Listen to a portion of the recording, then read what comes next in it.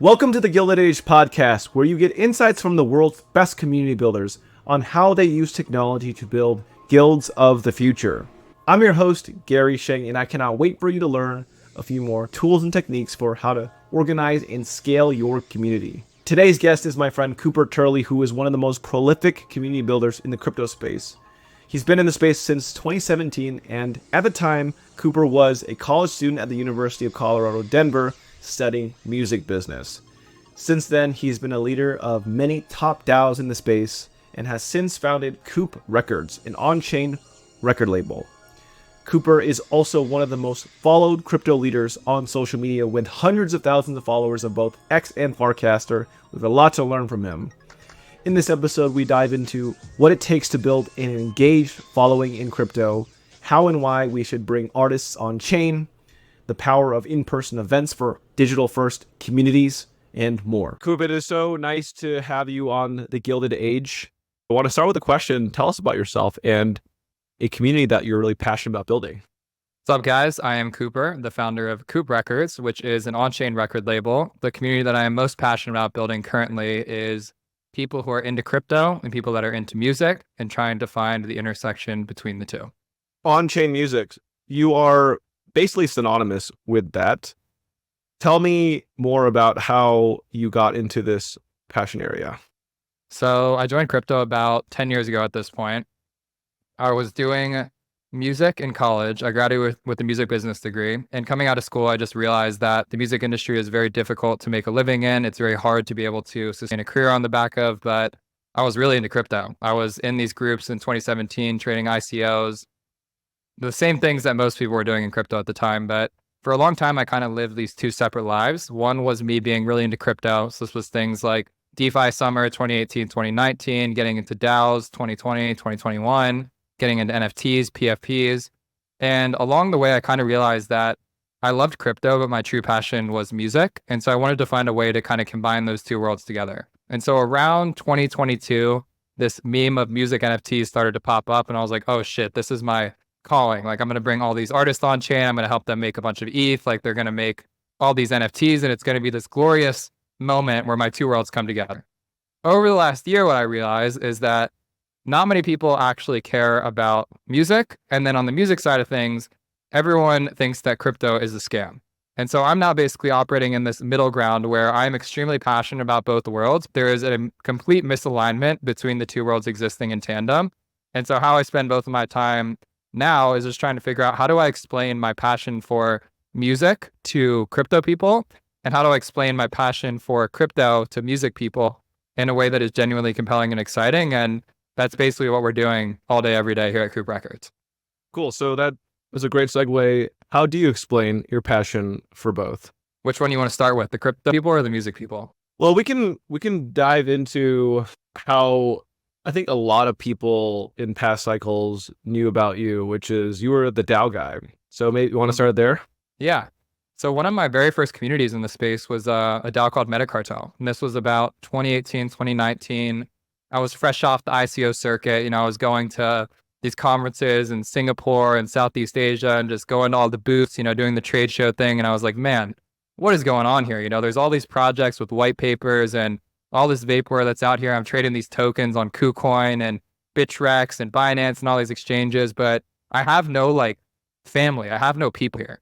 And so when I discovered Metacartel, shout out Peter Pan, Alex Majmez, James Waugh, some of these early Metacartel members, they gave me a home. And they were really centered around this idea of how do we actually make crypto compelling to real people? How do we build consumer props that are compelling? How do we build DAOs that are compelling? And granted, this was 2018, so the infrastructure was way different than it is now. But I just got really into this idea of being a part of a community in crypto that wasn't entirely centered around just making money or flipping or speculating or anything like that.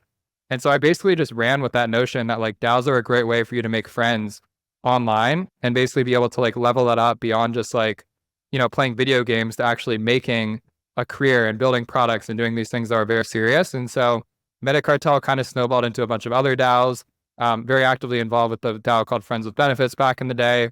And the idea was basically just, how do we put people into a group chat together and allow them to have a good time?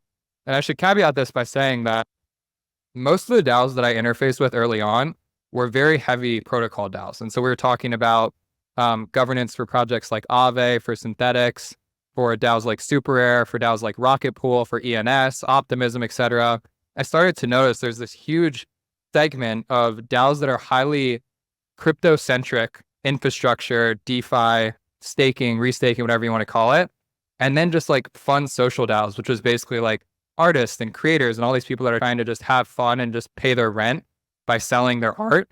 And I think where I tried to find myself is really in the middle of like, how do I connect the energy of these billion-dollar protocols with the more like up and coming culture of like the art and the music and all this cool stuff that these creators were doing. And so I think today I kind of sit somewhere in between. And I'd like to say that a lot of those DAO experiences I've had have really shaped, what Coop Records is today. I love it. Let's talk about why you are so passionate about music. When the industry is quite large, why do you need to bring it on chain? The reason to bring it on chain is that it's just the evolution of like where music culture is meant to go. Like if you look at early SoundCloud and you look at the way that a lot of these artists broke in the last 10 years, it wasn't really through the establishment. I think that we're sort of noticing now that creators are really making their own careers out of platforms like SoundCloud and now more recently things like TikTok. And I really see crypto as the next evolution of that, where it's a very independent world where you can go and build a community online, you can go and find collectors, you can build direct-to-fan relationships. But I'll be the first to say that's not how it's materialized in any way, shape, or form. And so when you think about bringing music on chain, the way I pitch it to creators now is this is a way for you to actually get paid on your music in real time. If you're releasing your music on Spotify, you get 1 million streams, you make like $3,500. You come and release a song on Sound and you get 2,000, 3,000 mints. You're making the equivalent of 1 million streams in the first week of your release. And you can use that to now market your music, go and pay for creator campaigns on TikTok, go and do a music video, go and buy production for your tour, all these things that are really essential. And so I think I've really come full circle where early on, I fundamentally believe the reason that music should be on chain is that it builds the strongest direct-to-fan relationships. I met basically all of my favorite artists through collecting their NFTs. I would go on Nifty Gateway, I'd go on SuperAir, I would go on Catalog, I would buy one of one, and then I would get introduced to this artist. I'd get to go have dinner with them. I would get to go backstage to their show. These crazy music experience that no amount of money could buy in the traditional music world.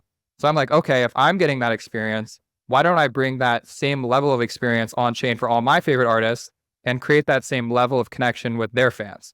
What I quickly realized is that music fans absolutely hate NFTs. They think they're a complete scam. They don't want anything to do with crypto. And so what's really happening now is that artists are basically selling their music to crypto people, and crypto people don't have the same level of expectation that a music fan has. In many cases, they are collecting their music for the first time. They're discovering their music for the first time. And so to really bring it full circle in terms of why we should bring this music on chain, at its core, it's just exposing them to a new audience, an audience that has a very different way of thinking about the world, an audience that has a much higher capacity to want to spend their money freely without an expectation of getting anything in return. But more tangibly than that, I think for me, it's just where I slot in. You can see behind me on the whiteboard, I have this little Venn diagram and it's like crypto and music, and I'm kind of at the intersection of that. So at the end of the day, it's really not a question of like, why should we bring all the music in the world on chain? My answer is just that it's what I'm passionate about and it's what I'm pretty good at doing. It's how I want to be living my life. I think you're doing a great job of it. I was browsing the recent playlist, the Onchain Weekly for Coop Rex, and I think I listened to every song, and every one of them was really good. What is the story behind that playlist? Do you know all the artists? Tell me more about it. Onchain Weekly is the releases we put on chain within the last week. And so on a given week at Coop Records, we're typically onboarding about 5 to 10 songs. These are typically from artists that have, let's call it around 500K to 1 million monthly listeners on Spotify. They've established a career as an artist. They maybe sold out a couple shows here and there, but they're still trying to figure out how to get to that next level. And to answer your question about, do I know these artists? Right now, we have a personal relationship with every single artist that we work with. Being based here in LA, I'm going to concerts 3 to 5 times a week. I'm going to music festivals. I'm traveling, seeing all these artists. And when I meet them, my value prop to them is like, hey, I love your music. I would love to support you in this cool new world that I'm building. And so something that I take a lot of pride in is not only are we working with independent artists who are emerging and that are, trying to break and figure out their career, but we're also supporting artists who are well recognized as established creators long before they ever did anything on chain. All these artists typically have 50, 100 releases that they've put out on Spotify. They've dropped albums for the last 5, 10 years of their career. They've been doing music for a really long time. And we are not the start of their career. In many ways, we are just supporting the infrastructure that they've already built. And we're kind of coming at it from a very unique value prop where we don't really have competition, for lack of a better word, because no one, frankly, takes this space seriously yet. And so we kind of have this big design space of like trying to figure out what's the best way to distribute what I would consider to be very high quality music from artists who I think are super talented to an entirely new world of people who have likely never heard of them before. I love that. I mean, yeah, you really are such a bridge between two different worlds that don't normally talk to each other. I suspect that you have really perfected this art of building one-on-one relationships to be that bridge, where like maybe an artist had a preconceived notion about crypto, and then you, just by virtue of creating a good impression of yourself, you make crypto a lot more appealing to them. Would you say that's accurate? I would say it's less about making crypto appealing. It's more about making it not intimidating. And what I mean by that is that most people, when they hear of crypto, they feel like they can't do it because they are not technically savvy enough. They're not financially savvy enough. They don't have a ton of disposable income to be able to invest in the space. And so most people's first impression of crypto is like, hey, I need to have $10,000 that I can put into Bitcoin so that I can be rich in 3 years from now. And I think the way that I approach it is saying like, yo, putting a song on chain is literally you sending a wave, a cover art, and a description in a text group chat with me and my colleague Jake, who works with me, and us taking care of everything else. And what I mean by that is literally making them a wallet, actually doing the upload for them, finding them distribution, showing them how to withdraw from the splits contract, showing them how to send to Coinbase, and breaking it down to its finest, most granular parts. And I think a lot of the time in crypto, we assume that because we have tools like the Coinbase Smart Wallet, that Joe Schmo down the street is going to be really easily be able to figure it out because now they just have to scan with Face ID. And there is some merit there, but I think we drastically overestimate how complicated it is to do something as simple as buy ETH and make a transaction on Base. That the way we approach it is saying like, yo, this shit is hard and we know it's really hard, but we've been doing this for 5, 7, 10 years now. And so you can have a trusted partner to know that you're being taken care of in this space. And as you want to lean in, as you want to get active on platforms like Warpcast, we got your back. But you don't need to do that to start seeing success in the first place. I love that. I love that you don't have this abstract view of what onboarding looks like. You've done it hundreds, if not thousands of times now. And,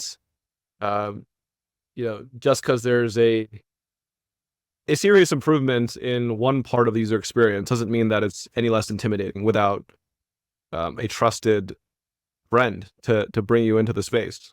And I also think from my perspective, the reasons why people get into crypto are very different across the board. I think that for most people, they expect to come into crypto to buy something and have it go up 10x in value. And I think what we're trying to prove to people is that being on chain is just another way of making money on your art and being able to form deeper relationships with the people who want to support your art. But I think that that's not like a very common thing. And I think there's a vast, vast majority of people in the world who still have never heard of ETH and they don't know what that is or how it works or like why anyone would buy it or what you do with it. They just think of it as like a stock. And so I think for me, being so fundamentally rooted in the crypto space for so long, I try and pull myself out of that headspace because we just understand how this works, having done it so many times, making transactions on chain every day. But that is not the way that the average person thinks of the space. And what I'm trying to figure out is like, how do you actually find a onboarding mechanic, not only for artists, but for fans and regular people where they feel like they can do it too. They just feel like, oh, all my friends are here doing it. I recognize these things. I see these things that I've seen in my daily life. Feels familiar to me. This feels like I can actually get some value out of it.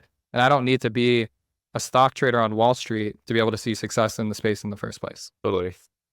I want to shift gears to Farcaster. You are one of the most prolific, savvy, and passionate users of Farcaster. Do you want to explain what got you so into it? Yeah, it's a good question. I mean, look, I'll call it how it is. Dan onboarded me to Farcaster very early on, probably like a year and a half ago. I downloaded the app and I never used it. And so I just like went away for like a year, a very, very long period of time. And I was just on Twitter. I was trying to figure out this whole music NFT thing. Wasn't really working. And I was like, okay, where do I go from here? Like I wasn't loving Twitter. I found myself pulling back from it quite a lot. And I was like, dude, crypto's starting to come back. Base is coming online now. People are building consumer products. Like, where are people talking about this stuff? And thankfully, Farcaster was the place that people were having those conversations. I was seeing all of these founders talking about the products they were building. I was seeing all of these sort of like new generation builders that were a lot more focused on like genuinely bringing real people on chain, much more than crypto Twitter, which was like PvP, let's trade this Solana meme coin to like 1000x. And so I just started spending more time there. And I think very early on, I realized that the network effects of being early to a social network are unprecedented. I mean, I talked to Chris Dixon about this because he was really early to Twitter. And if you are just like really active on a new thing that becomes popular, the upside to be gained from that is so much higher than trying to be big on a thing that already has millions, if not billions of users. And so for me, when I saw Farcaster, I was basically just like, all right, people are talking about shit that I think is interesting. I feel like I can be fully unfiltered and fully honest here. I feel like I can critique crypto and not get ridiculed for that. And I feel like there's an opportunity to build a strong personal brand here. So I'd say about November of 2023 is when I started to like really lean into it. And then very quickly, as I started to see, you know, engagement, followers, et cetera, I was like, okay, this is the place that I want to be building my personal brand for this cycle, and where I've really tried to double down since then. What have you learned about learning in public and building in public? I feel like you are one of the best people in the planet at this. I've learned a lot, but I want to say, man, I feel like I'm getting a lot of like, you're gassing me up a lot here. You're saying like, you know, I'm one of the best community builders you've ever seen. I'm the best at learning in public, the best at one-on-one relationships. Bro, I don't think I'm that good at it. I feel like I just am living my life on a day-to-day. I appreciate the words. I know it's coming from a genuine place, but just keep it, let's call it how it is though. It's not like I have some secret sauce or anything that I've like, you know, figured out. The reality is I've just been doing this shit for like 7 years. You go for it though. You go for it and you're consistent, and there's almost no way that you don't get good at something that you just keep doing again and again, and you're actively learning. But yeah, I do want to hear your answer to this question. I mean, the consistency thing is something that I really just want to echo and pull out of that. You know, I've been making transactions on chain every single day since basically 2018 when I started using DeFi. You know what I mean? And so I feel like for me, you talk about building in public and what this looks like. Look, we saw it very early on. Like you saw Andre from Yearn building Wi-Fi in real time and watching this token go to like $1 billion when he was making changes to the code on like the public site as it was having hundreds of millions of dollars in volume. And so I think very early on, there was kind of this energy that was established in crypto of like, build with your community, build open source, build things that are easy for people to kind of learn on the back of. And it's something that I've really just tried to take with me across any vertical that I'm contributing to, you know, whether it's DeFi or DAOs or NFTs or now meme coins or Farcaster or whatever it is. You just learn so much more when you're just very open about not only the things that are working, but the things that are not working. And for me, the best way that I've come to learn how to build product or how to build a community or how to do any of these things, how to invest, how to do angel investing, trade meme coins, whatever it might be, is just talking about it in public and then going towards the other people who are doing that too. And if you look at the people that are having the most success on a platform like Farcaster, it's people that are building in public. You know, it's someone like Jesse who's out here shouting from the rooftops about all the new ways that he is championing base. But then if you look at his wallet, he's buying this shit every day. Like he's actually in the trenches, making transactions, using these applications, talking how they can get better. And so I think for me, the brand that I want to be building or promoting is if you're building something new, put it on my radar. Don't tell me about where you want it to go or what it could do in the future, all the ways that it could change the world. Just send me a link to your app. And I'm going to connect my wallet to your app and I'm going to use it. And I'm going to give you feedback about what I like and I don't like. And I think for me, to your point about consistency, if I use 1,000 crypto apps over the course of the next 2 or 3 years, chances are I'm gonna have a pretty good idea of what I like to be able to build for myself. And if I can build a team around me that's able to support and bring that vision to life, I think there's going to be a magic moment that happens at some point, and you just got to believe that that moment's going to happen sooner than you might think. I love that. It just, you know, something I learned from Raz of Guild is it's hard to not have a good intuition about game mechanics if you've tried out thousands of games, and similar to how you have tried out thousands of crypto applications by now, you have a great intuition about what is good user experience, what do you like, and so just a matter of time. Can I add something on there quick? Yeah, go ahead. I don't think it's only crypto things. I used to play copious amounts of video games growing up. I was super into Call of Duty, super into Halo, super into Fortnite, grinding to be the highest level at those video games. I'm very into basketball. I play basketball multiple times a week. I love DJing. I love consuming music. Whatever facet is good at that thing. And I think that it translates across all forms of life. And something I just want to highlight here is that, yes, if you use 1,000 crypto apps, you're going to figure out what makes a good crypto app. But it's really important to not only be using crypto apps. Like I'm out here trying to use these new AI music apps that are coming out. I'm out here studying how to be good at many different facets of my life. And I think something I just want to highlight here is that it's really important if you're in crypto to find time to get outside of crypto and use that information to bring it back into the space. Because I think a lot of the struggles that we've seen in the last couple of years is that we get so insular about what works in crypto that we don't actually take the time to realize that the average person can never understand this thing because we're not actually spending time trying to understand those things ourselves. Totally. I wonder how you have applied your trying out of things outside the crypto space in building Sonata. Want to tell me about Sonata? Yeah, for sure. So Sonata is a music discovery platform built on top of Farcaster. TLDR is if you post a Spotify, Sound, YouTube link on Farcaster, we pull it into a feed and we give you a very easy place to discover all of the music that people are sharing on Farcaster. The way that this came about is basically that, as we alluded to earlier, I'm extremely passionate about Farcaster. I think that there's a huge opportunity for builders there. When we thought about what music looked like in the context of Farcaster, we started to look at things like degen and the way that tipping was starting to populate. We thought, what if we start to look at music on chain, less about collecting NFTs and more about just rewarding people for curating songs that you like? You know, one thing that I think has been a huge blocker of adoption with on-chain music is that it's only music from emerging artists that most people have never heard of. But people love music. People love sharing Skrillex songs. They love sharing Tyler, the Creator. They love sharing Post Malone, whatever their favorite artist is. And so for us, when we started thinking about Sonata, we thought, how do we build this in such a way that we can really energize people for sharing whatever song they're excited about? Not only songs that are available from independent artists on platforms like Sound, but really just any song in the world. And so it's very early on. We launched this about 2 months ago at FarCon as a part of the hackathon. But Sonata.tips, check it out. If you've ever shared a song on Farcaster, chances are you got an airdrop waiting for you, and we'd love to hear your thoughts and opinions on it. Ooh, I like that incentive. I had no idea that it was just pulling from casts. So just permissionlessly pulling that data.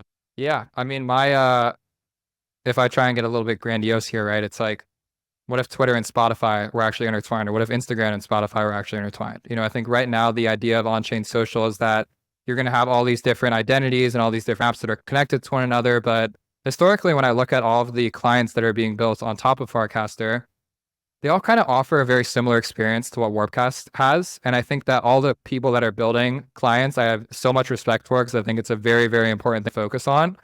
But I don't think that the product experience is differentiated enough that you would really know why you would use one product over another. And so for us with Sonata, you sign in with your Farcaster account, but it's only music. So we only pull channels that are music channels. The only thing you see on the site are songs. Under the hood, it's just pulling from your Farcaster social graph. And if I like a song of yours on Sonata, it likes that same song on Farcaster. And if I leave you a tip on Sonata, it leaves you a tip on Warpcast. And I think this ability to be able to have these cross-platform relationships is really powerful. I think we're still very early onto it, so it hasn't really clicked yet, but I'm optimistic that at scale, if we have millions of people using a network like Farcaster, it's a really amazing way to get new people into your ecosystem because you don't have to build that social graph from start anymore. I love that this is incentivizing people to curate songs on Farcaster and rewarding them. It's the first client that I've heard of that is not just a version of Warpcast, and I love it. Yeah, well, the reality is, again, that people don't think that music is a valuable asset class within the crypto ecosystem. You know, you look at all the tokens that exist in the world and you have maybe 2 or 3 that have done remotely well in the history of all crypto tokens. And I think for me, what I'm trying to figure out is that, like, I am so passionate about music and what this space has brought to my life just from a pure experiential standpoint. But there's this block that's happening where people just don't see music as valuable. And this is not only in crypto too. I mean, if you look at the size of the music industry in general, I think all of the different rules and regulations and stipulations around masters and publishing and copyright, it has put this like really strict hold on the space from being able to like blossom into this very valuable industry. And so the role that I want to play is basically like, let's just take a lot of shots on goal. Let's try and find new ways to let people engage with music. Let's try and unlock something where people are down to actually spend a meaningful amount of ETH on their appreciation and consumption of music, because there is something to be explored there and something to be unpacked, but we just got to keep trying until we figure out what that is. Part of how you're trying is creating in-person events, in-person shows. Do you want to talk about Midnight Diner? I mean, shout out Gary here for bringing me out to Edge City in Denver to spin a couple tracks there, man. No? Before we talk about my events, we got to also give you some praise for, organizing some of the events that you did and really carrying some amazing music for people to enjoy. I appreciate that, man. It's all about the good vibes. I mean, it's kind of priceless, actually. As the man said, it's priceless, And what I will say is that events are a labor of love. They are extremely difficult to organize. They cost a bunch of money. And at the end of the day, most people just get wasted off your free open bar and they don't think about it again. But if you zoom out far enough, my goal is that creating these IRL experiences can really be the glue that connects the two worlds together. We talk about crypto people, we talk about music people. Everyone loves going to a good show. Everyone loves being able to go and let loose. And I think the brand that we're trying to build is a space that feels like it gives you the opportunity to let go and to meet someone new. If you're online on Telegram talking about how you're going to be working with this new protocol or how you're going to be integrating this new API, and you can come to a Coop Records event and put that to the side for a second and just have a good time, that is the space that we want to be creating. And I think for our artists that we're bringing to perform at these events, we want them to see that crypto people are not just speculators. There's this very common conception that if someone is buying your song on chain, they're just buying it as an investment. They just want to make 100x off you. They don't actually care about your music. They can't actually name 5 songs. And the Coop Records events are meant to say, hey, come and perform at this event. Here are people that are real people that are genuine fans of your music. And through these events, you can actually now expand your fan base where you're not only looking to crypto as a source of additional funding, but it actually is this new world that you can start to build a very passionate community around. And I think that the events are a really good way of doing so. I love it. I'm obviously biased as someone that loves bringing people together, but I would love to be able to come to one of your events this summer. Shout out Midnight Diner, July 3rd, Koreatown, Los Angeles. If you're looking for the next one to come to, book some flights, get some reservations. We got 33 Below coming in hot. One of the hottest artists out of New Zealand, based in the UK right now. We're just touring with R.L. Grime. He opened for Fred again. Gonna be a vibe. It's gonna be a vibe. I love it. You are such a serial not just early adopter, but early leader of ecosystems. What are your thoughts about the importance of that? I mean, I'm kind of revealing my bias for the importance of leaders, even in an ecosystem that celebrates anons. But I'm curious how much you've thought about that. I just think that everyone needs a spokesperson. I feel like every cycle, there's a new trend, there's a new meta, there's a new thing that's hot. And people just want to find someone to look towards that they can see themselves in it, then that they can really get behind. I would give a big shout out here to people like Thread Guy with what he's doing with the Probably Nothing podcast, people like Ansem with what he's doing on Twitter. They call them main characters, but at the end of the day, what it really is people who are just embodying the spirit and culture of why a lot of other people want to be involved with that thing. And you could change it out with Solana to Base to, modular blockchains to DAOs to NFTs to DeFi to whatever it is. But every space I think has a spokesperson who really communicates the value of that space very authentically and very organically. And I think the importance of it, to answer your question, is that people don't want to align with the technology. If I'm being completely honest, they want to align with people who can communicate the technology in a very direct way. And so I think for me, I've just always been passionate about talking about the things that I'm excited about. And one of the best parts of crypto is that if you're passionate about something and you happen to be right, you end up making other people a lot of money. And if you make other people a lot of money, they're typically going to have a lot of high thoughts and praise about you because they were able to influence their life for the better by simply listening to what you had to say. Amen. Speaking of thoughts that you have to say, you are a huge fan of Base, but you're also not shy about acknowledging that there's something happening with Solana. What's happening with Solana? What's happening with Solana is that more people are getting into crypto through Solana than they are through any other chain. At the end of the day, I mean, say what you want about your opinions you have about meme coins or about pump.fun or anything like that, but it's really just the numbers game to me. And when I talk to regular ass people at the gym or when I'm playing basketball and they're wearing a hat, and I say, oh, hat stays on. They're like, oh shit, you're into crypto? And they don't think about it as like, I'm coming in through Solana or ETH. They're just like, this is crypto. And I think for me, I just try and pay attention to what are the top of funnel ways that people are getting exposed to the space. And from my perspective, I'd say right now, the two main ways that people are coming in are either one, through Solana and buying meme coins, or two, through base and through some of these more broader consumer applications and these on-chain summer activations that are happening. But if you just look at it in brass tacks, more people are coming into crypto right now through Solana and trading meme coins than they're anything else. And so as someone who has been in the space for a long time, I think it is very, very important to set your bias aside and pay attention to what's actually happening versus writing something off because you don't agree with what's happening in the first place. I love it. Coop, what is a community that you are not leading that you really admire, and why do you admire that community? And it can be on chain or off chain. So I'm shilling my back, basically, is what's going on here. Are we on the same page about that? I endorse your direction. Go ahead. Cool.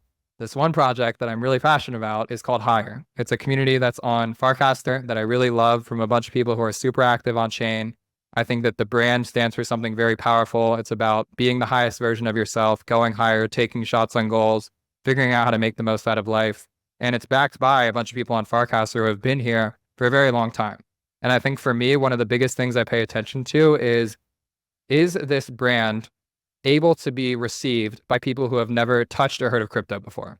And when you think about all of these meme coins that are really resonating with people, you're starting to see that what's gravitating attention is not necessarily what's the most technically complex. It's actually what's the easiest to understand. And so when I look at a community like Hire, not only do I like the people in it, I think that the brand is very strong. I think that the visual identity is very strong. And I think that what it represents is very strong. And so there's still a ton of things to figure out. I think that there's a ton of things that still need to be set into motion, a ton of products that need to be built. But at the end of the day, it's just kind of like, what are the things that you align with and that you stand behind? And I would say that Hire is one in particular that I've really found a lot of sense of community in, and something that I feel very excited about building out over the course of the next couple of years here. Cool. I just followed it. I like the website. It's very inspiring.